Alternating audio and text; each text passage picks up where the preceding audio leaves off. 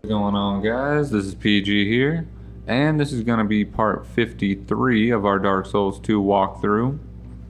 And we went ahead and warped back to one of the first areas in the game.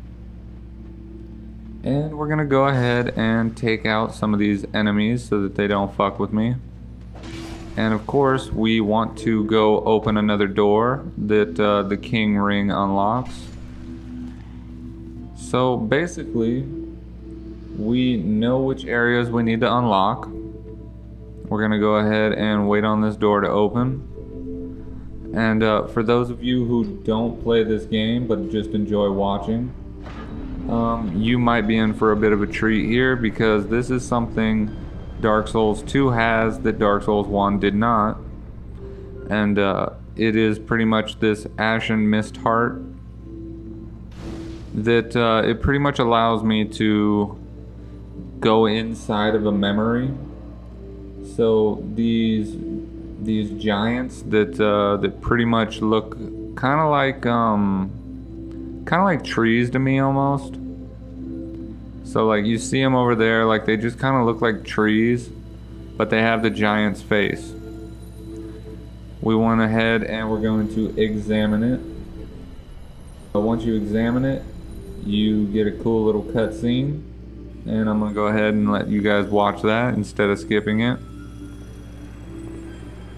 And we kind of just fade into the memory of this this dead giant.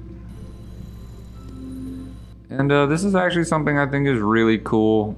And it's an aspect to the game that I think, you know, maybe Dark Souls 1 didn't need.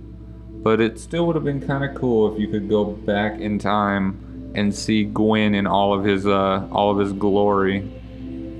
But anyway, we are currently in the memory of I really don't know how to pronounce any of these, but let's go with Memory J. Now I went into this one first because I want to take out their leader first. As you can see, there is a shitload of fire raining down. There's a battle being waged. And what's weird to me is that the fire doesn't seem to really hurt the giants.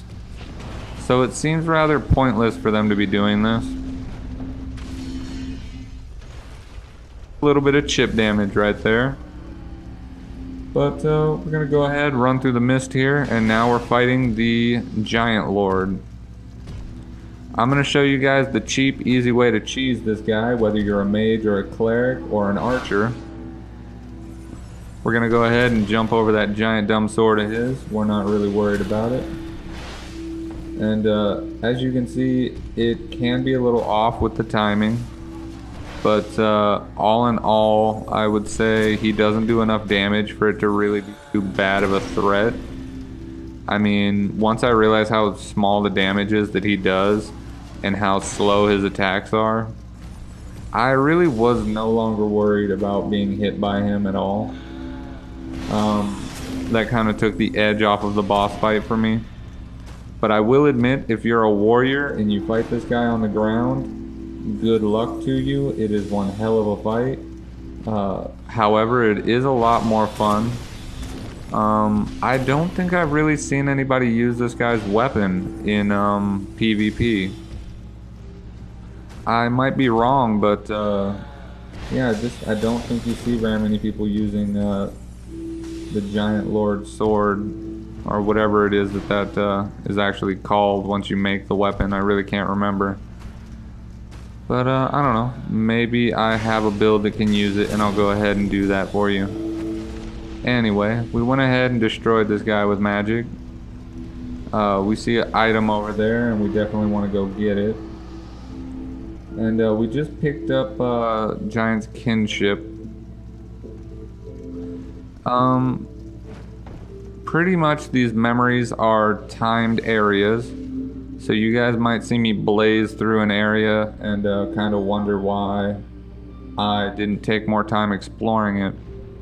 And that's because these videos can only be so long, and I would really rather not run back through an area and have to make you guys watch the same thing twice.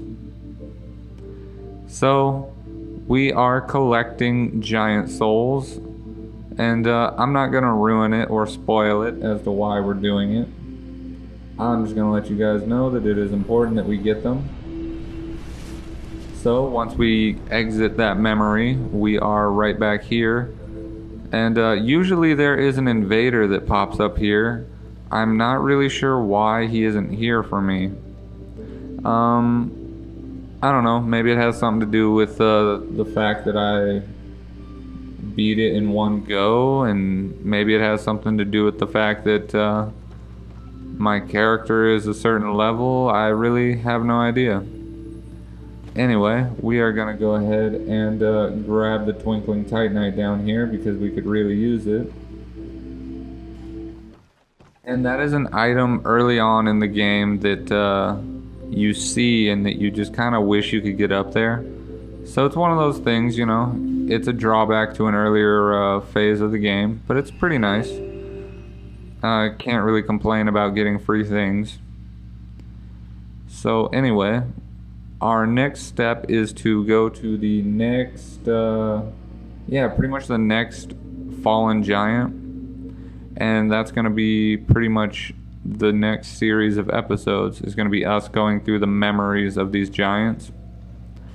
But right now we actually have a decent amount of souls. So I think I'm going to level up real quick.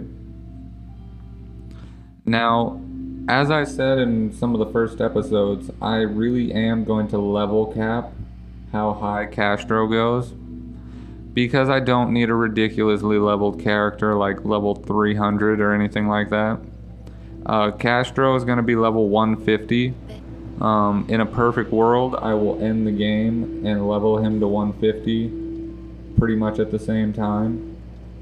Or even better, maybe I could get him to 150 before I fight the final boss. But is what it is. Either way, I'm really not too worried about it. So anyway, you guys got a little sneak peek at pretty much what my stats are right there for any guys that were curious about it. So there is actually a fourth giant, but it says that he rests in peace. So basically we're going back to him, and we are going to instead receive a seed of the tree of giants. And it's a really, really cool thing that the game designers included into this video game.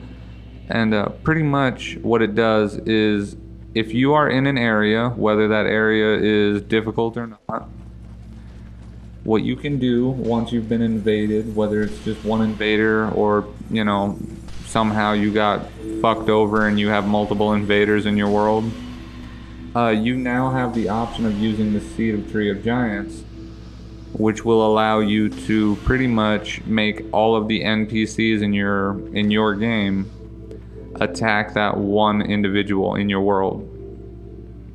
So over here you can see this arm is dead and doesn't have anything, but the arm over here actually has the seed to it. So we went ahead, took the seed, and we're gonna go ahead and make our way to the next giant. And hopefully we can make it through all of these memories in one time goes. There is, however, a character that you guys have not seen yet. And I'm pretty sure introducing you guys to him will take up a little bit of time. Not so much that I might need to replay, but a decent amount of time. I really can't remember how much dialogue he has. So again, guys, if he does end up having a shitload of dialogue, what I'll do for you is I will talk to him, figure out all the bullshit he wants, and then I will exit out of the memory and come back into the memory, and hopefully that should give me all the time I need when I go back into the memory to take care of that fight. Now, there is not a boss in each of these giant memories, so for any of you guys that kind of want to level up before you fight the giant lord, you can go ahead and come this way and fight a couple other areas, gain some quick souls, and kind of help yourself before fighting the next boss in the game. But as always, I mean, your soul level really shouldn't determine whether or not you're good at fighting any of the bosses in the game. I'm pretty sure there's already like soul level 1 walkthroughs of the game, and I'm sure it is by far way better than what I've put out to you guys because of course I've been leveling up. But personally, I just don't want to put that amount of like stress and effort into giving you guys a nice walkthrough. And to be honest with you, a lot of the people that don't level up, they mainly fuck around in the game. Like they run through areas, they don't pick up anything, they don't fight anything. They pretty much run through the entire game, get to the boss, jump into the boss fight. And that's fine if you're doing a speed run, and that's fine if you've handicapped yourself greatly. But personally, I'm just not into it. I think you should fight everything in an area. So here we go. This is the guy I was talking to you guys about.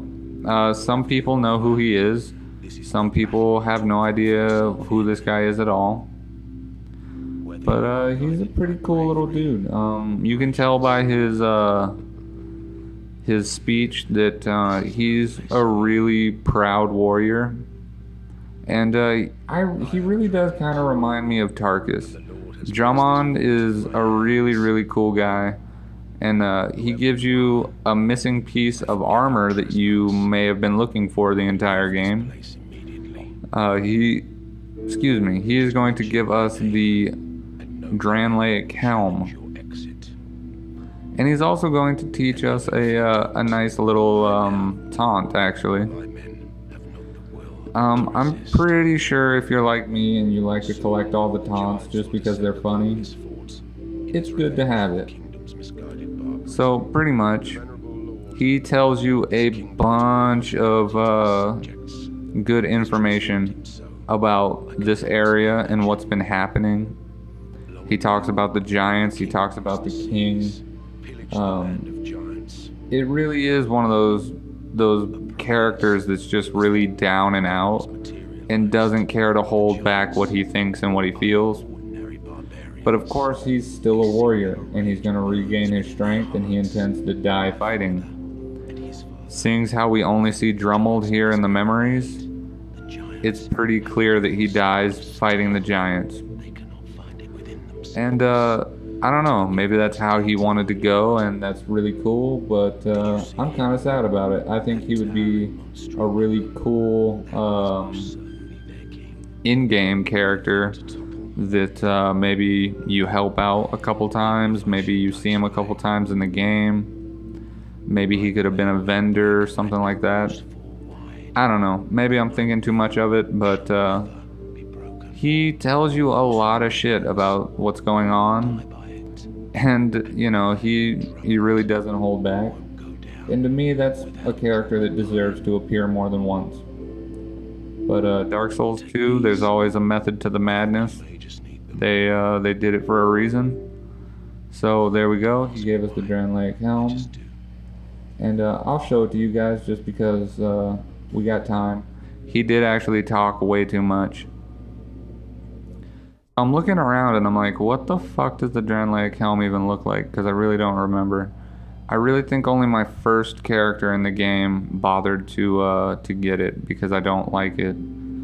But I don't know, it's nice, and you got a little cage on your face. But we need this Hexer's hood. So anyway, we're gonna talk to him again. We want to learn that gesture, and then we're gonna go ahead and get the hell out of this memory. Here we go. Learn gesture. Hurrah. And here we go. We're gonna go ahead and feather out of here. Now it is cool to me that you can actually use Homeward Bones even when you're in a memory. I'm not really sure if that's I don't want to say intentional, but just an overlook that they did. It doesn't make too much sense that you'd be able to warp to the last bonfire you were at while you're transcended into the past. But, you know, it is what it is. So here we go. We're going to go ahead and equip Hurrah real quick, and then I'm going to go ahead and end this video. Thank you guys for watching, and as always, stay tuned for more.